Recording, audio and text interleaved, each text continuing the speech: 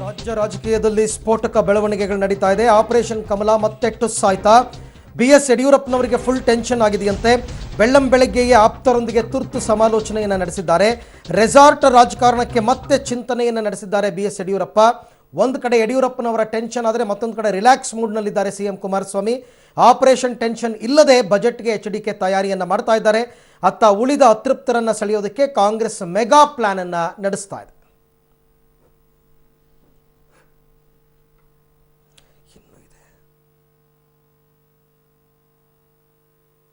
Okay, ಬಗ್ಗೆ ಮತ್ತಷ್ಟು ಮಾಹಿತಿಯನ್ನು ಪಡೆಯೋಣ ನನ್ನ ಕೊಲೀಗ್ ಸುಖೇಶ್ ಅವರಿಂದ. ಸುಖೇಶ್, ಯಡಿಯೂರಪ್ಪನವರು ಆಪರೇಷನ್ ಮಾಡಿಬಿಡ್ತೀವಿ, ಸರ್ಕಾರ ಉರುಳಿಸ್ಬಿಡ್ತೀವಿ ಅಂತ ಇದ್ದವರು ಈಗ ತಮ್ಮ ಶಾಸಕರನ್ನ ತಾವೇ ರಕ್ಷಣೆ ಮಾಡಿಕೊಂಡ್ರೆ ಸಾಕು ಅನ್ನೋ ಸ್ಥಿತಿಗೆ ಬಂದು ತಲುಪಿದಾರಾ ಹೇಗೆ?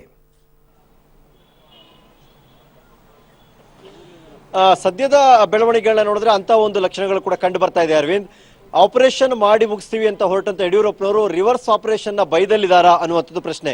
ಯಾಕಂದ್ರೆ ಕೆಲವು ಶಾಸಕರುಗಳು ಬಿಜೆಪಿ ಅವರಿಗೂ ಕೂಡ JDS ಕಾಂಗ್ರೆಸ್ ನಾಯಕರುಗಳು ಗಾಳ ಹಾಕಿದ್ರು ಅನ್ನುವಂಥದ್ದು.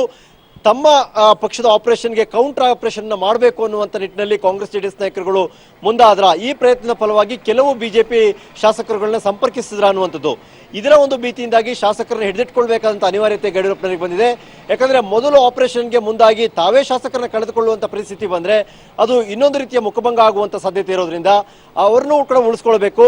ಅಗತ್ಯವಾದ್ರೆ ಅಥವಾ ಸಾಧ್ಯವಾದ್ರೆ ಬೇರೆ ಅಂದ್ರೆ ಕಾಂಗ್ರೆಸ್ ಮತ್ತು JDS ನ ಎರಡೂ ಪಕ್ಷದ ಶಾಸಕರನ್ನ ಸೆಳೆಯುವಂತ ಪ್ರಯತ್ನವನ್ನ ಮಾಡಬೇಕು ಅನ್ನುವಂಥದ್ದು. ಹಾಗಾಗಿ ಕೇವಲ ಒಂದು ಸೈಡ್ ಆಪರೇಷನ್ ಅಂತ ಹೇಳಲಿಕ್ಕೆ ಸಾಧ್ಯ ಇಲ್ಲ. ಈಗ ರಾಜಕಾರಣದ ಮೂರು ಪಾರ್ಟಿಗಳಲ್ಲೂ ಕೂಡ ಏನ್ ಬೇಕಾದ್ರೂ ಬೆಳವಣಿಗೆ ಆಗಬಹುದು ಅನ್ನುವಂತ ರೀತಿಯ ವಾತಾವರಣ ಈಗ ರಾಜ್ಯ ರಾಜಕಾರಣದಲ್ಲಿ ಕಂಡು ಬರ್ತಾ ಇದೆ. ಅರವಿಂದ್, ಓಕೆ, ಹಾಗಾದ್ರೆ ಕುಮಾರಸ್ವಾಮಿ ಅವರು ತುಂಬಾ ರಿಲ್ಯಾಕ್ಸ್ ಮೂಡಲ್ಲಿ ಇದ್ದಾರಂತೆ.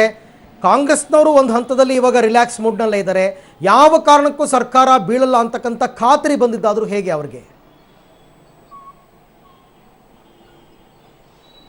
ಅರವಿಂದ್, ಒಟ್ಟಾರೆ ನೋಡೋದಾದ್ರೆ ಏನು ರೆಸಾರ್ಟ್ ರಾಜಕಾರಣ ಶುರುವಾದ ನಂತರದಲ್ಲಿ ಏನು ಆತಂಕ ಇತ್ತು, ಅವ್ರು ರೆಸಾರ್ಟ್ಗೆ ಹೋದ ನಂತರ ಇವ್ರು ರೆಸಾರ್ಟ್ಗೆ ಹೋಗಬೇಕಾಯ್ತು, CLPಗಳನ್ನ ಮಾಡಿದ್ರು ಮೂರು ಇತ್ತ JDS ನವರು ಕೂಡ ಕೆಲವು ಶಾಸಕರನ್ನ ಬಿಜೆಪಿಯವರು ಸಂಪರ್ಕ ಮಾಡಿದ್ರು ಅನ್ನುವಂಥ ಮಾತುಗಳು ಕೇಳಿಬಂತು. ಎಲ್ಲವೂ ಕೂಡ ಆತಂಕಮಯವಾದಂಥ ವಾತಾವರಣವೇ. ಆದ್ರೆ ಈಗ ಕುಮಾರಸ್ವಾಮಿ ಅವರಿಗೆ ಬಂದಿರುವಂತ ಕಾನ್ಫಿಡೆನ್ಸ್ ಏನು ಅನ್ನುವಂಥದ್ದು ಕೂಡ ಪ್ರಶ್ನೆ ಆಗುತ್ತೆ. ಕಾಂಗ್ರೆಸ್ ಮತ್ತು JDS ನಾಯಕರಲ್ಲಿ ಮೊದಲು ಇದ್ದಂತ ಆತಂಕ ಕಾಣಿಸ್ತಾ ಇಲ್ಲ. ಆದ್ರೆ ಅದಕ್ಕೆ ವ್ಯತಿರಿಕ್ತ ಅನ್ನುವಂಥ ರೀತಿಯಲ್ಲಿ ಬಿಜೆಪಿ ನಾಯಕರಲ್ಲಿ ತಮ್ಮ ಶಾಸಕರುಗಳು ಕೈ ತಪ್ಪಬಾರದು ಅನ್ನುವಂಥ ಹಿಡಿದಿಡುವಂತ ಪ್ರಯತ್ನಗಳು ಆಗ್ತಾ ಇರುವಂತದ್ದು. ಆ ರೀತಿ ಒಂದು ವಾತಾವರಣ ಗೊಂದಲ ಸೃಷ್ಟಿಯಾಗಿರುವಂತದ್ದು.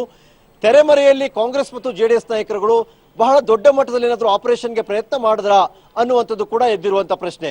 ಅದರ ಫಲವಾಗಿಯೇ ಬಿಜೆಪಿಯಲ್ಲಿ ಸ್ವಲ್ಪ ಮಟ್ಟಿಗಿನ ಗೊಂದಲ, ಕಾಂಗ್ರೆಸ್ JDS ನಾಯಕರುಗಳು ಸ್ವಲ್ಪ ಮಟ್ಟಿಗೆ ನಿರಾಳ. ಈ ಒಂದು ಪರಿಸ್ಥಿತಿ ನಿರ್ಮಾಣ ಆಗಿರುವಂತದ್ದು. ಎಲ್ಲೋ ಒಂದು ಕಡೆ ತೆರೆಮರೆಯ ಆಟವನ್ನ ಕಾಂಗ್ರೆಸ್ ಮತ್ತು JDS ನಾಯಕರು ಆಡಿದಂತೆ ಭಾಸವಾಗ್ತಾ ಇದೆ. ಅದು ಸಕ್ಸಸ್ ಆಗ್ಬೋದು, ಆಗದೆ ಇರ್ಬೋದು. ಆದ್ರೆ ಬಿಜೆಪಿನ ಡಿಸ್ಟರ್ಬ್ ಮಾಡ್ಲಿಕ್ಕಂತೂ ಸಾಕಾಗುತ್ತೆ. ಬಿಜೆಪಿ ಡಿಸ್ಟರ್ಬ್ ಆದ್ರೆ ಎರಡು ರೀತಿ ಅಡ್ವಾಂಟೇಜ್ ಇದೆ. ಒಂದು, ತಮ್ಮ ಶಾಸಕರೇ ಹಿಡಿದಿಟ್ಟುಕೊಳ್ಳುವಂತ ಪ್ರಯತ್ನಕ್ಕೆ ಮತ್ತು ಅವರನ್ನ ಕಾಯುವಂತ ಒಂದು ನಿಟ್ಟಿನಲ್ಲಿ ಹೆಚ್ಚಿನ ಒಂದು ಕಾನ್ಸಂಟ್ರೇಷನ್ ಅನ್ನ ಬಿಜೆಪಿ ನಾಯಕರುಗಳು ಮಾಡ್ತಾರೆ. ಮತ್ತೊಂದು ಕಡೆಯಲ್ಲಿ ಕಾಂಗ್ರೆಸ್ ಮತ್ತು JDS ನಾಯಕರ ಅಥವಾ ಶಾಸಕರನ್ನ ಎಳೆಯುವ ಆಪರೇಷನ್ ಮಾಡುವಂತ ಗೋಜಿಗೆ ಹೋಗೋದಕ್ಕಿಂತ ತಮ್ಮವ್ರನ್ನೇ ಉಳಿಸ್ಕೊಳ್ಳಿಕ್ಕೆ ಮೊದಲ ಆದ್ಯತೆ ಅವರು ಕೊಡಬೇಕಾಗುತ್ತೆ.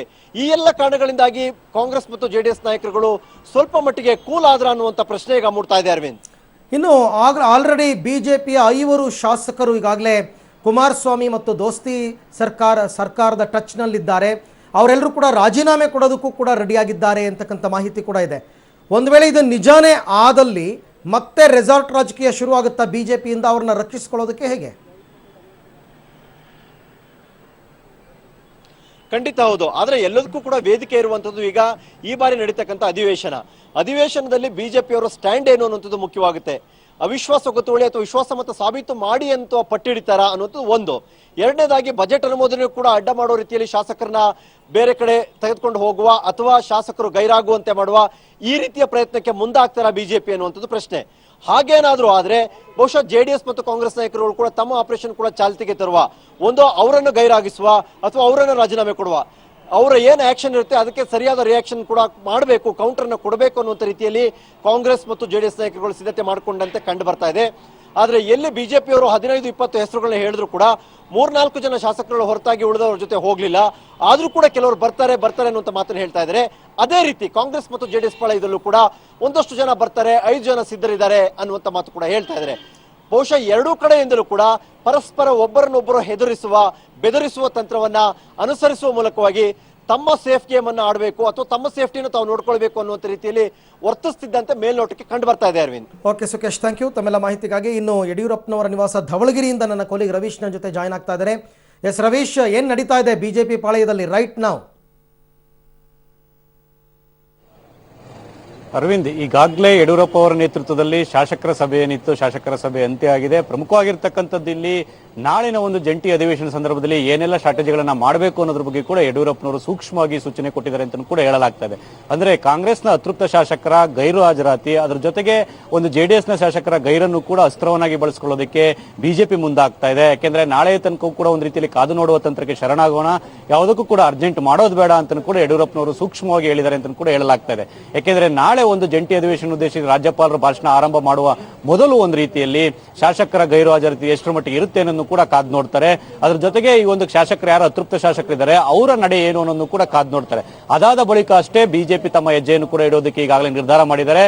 ಒಂದು ವೇಳೆ ಏನಾದರೂ ಹಾಜರಾತಿ ಸಂಖ್ಯೆ ಕಡಿಮೆ ಇದ್ದಂತ ಸಂದರ್ಭದಲ್ಲಿ ಅದನ್ನೇ ಅಸ್ತ್ರವನ್ನಾಗಿ ಮಾಡಿಕೊಂಡು ಒಂದು ರೀತಿಯಲ್ಲಿ ದೋಸ್ತಿ ಸರ್ಕಾರದ ವಿರುದ್ಧ ತಿರುಗು ಬೀಳುವಂತಹ ಚಾನ್ಸಸ್ ಕೂಡ ಜಾಸ್ತಿ ಇರುತ್ತೆ. ಹಾಗಾಗಿ ನಾಳಿನ ಒಂದು ಜಂಟಿ ಅಧಿವೇಶನ ಒಂದು ರೀತಿಯಲ್ಲಿ ಮೆಗಾ ಡ್ರಾಮಾಕ್ಕೂ ಅಚ್ಚರಿಯಾದರೂ ಕೂಡ ಕಾರಣ ಇಲ್ಲ, ಅಚ್ಚರಿಯಾದರೂ ಕೂಡ ಈ ಯಾವುದೇ ರೀತಿಯ ಇದನ್ನು ಕೂಡ ಮಾಡಬೇಕಾಗಿಲ್ಲ ಅಂತ ಕೂಡ ಹೇಳಲಾಗ್ತಾ ಇದೆ.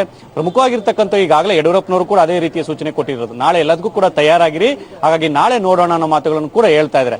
ಒಟ್ಟಾರೆಯಾಗಿ ನಾಳಿನ ಒಂದು ಜಂಟಿ ಅಧಿವೇಶನ ಒಂದು ರೀತಿಯಲ್ಲಿ ಮೆಗಾ ಡ್ರಾಮಾಕ್ಕೆ ವೇದಿಕೆ ಆಗುತ್ತೆ ಏನನ್ನು ಕೂಡ ಕಾದ್ ನೋಡಬೇಕಾಗಿದೆ. Arvind. Okay Ravish, thank you ತಮ್ಮೆಲ್ಲ ಮಾಹಿತಿಗಾಗಿ.